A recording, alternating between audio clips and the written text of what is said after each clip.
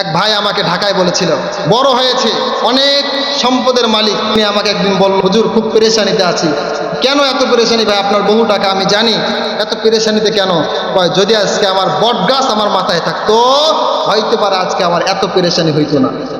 আমি একবারই কথাটা বুঝলাম না। বললাম, ভাই এই কথা কেন বললেন? বট গাছ আপনার বাড়িতে নাই মানে কি বলেন? বলে, হুজুর আজকে আমার বাবা বেঁচে নাই।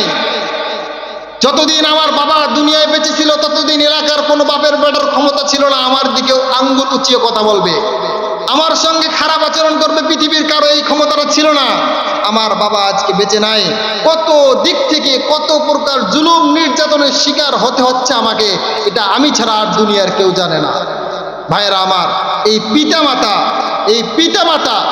পিতামাতা আমাদের প্রত্যেকটা সন্তানের জন্য বটগাছ সমতুল্য। জোরে বলেন ঠিক কিনা? আরো জোরে বলেন ঠিক কিনা? এই ঈদ চলে গেল, আমাদের কাছ থেকে আমাদের পিতামাতা অনেকেরই হারা হয়ে গেছে।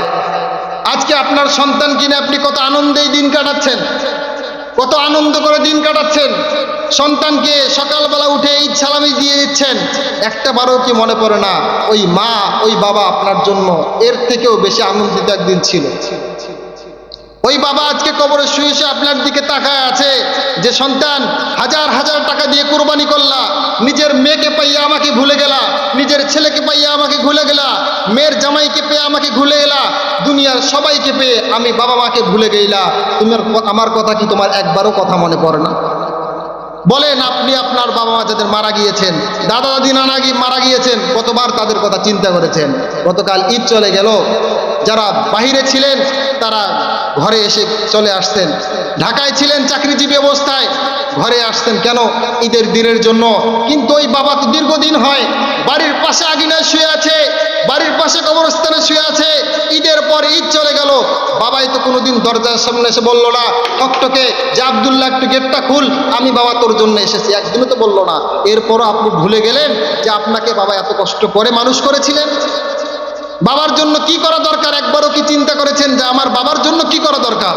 আমার বাবারও তো একটা ঈদ মার্কেট দরকার, আমার বাবারও তো এই খুশির আনন্দের ভাগ দর দরকার ছিল। আপনি কি ভাগ দিয়েছেন? বলেন, কি ভাগ দিয়েছেন? যে পিতামাতার খেদমত না করে পৃথিবীতে কেউ বড় হতে পারে নাই, পিতামাতার খেদমত করে নাই, বড় হয়েছে, এরকম ইতিহাস পৃথিবীর মধ্যে নাই। পিতামাতার বদদোয়া নিয়েছে, ধ্বংস হয়েছে, এরকম ইতিহাসের অভাব নাই।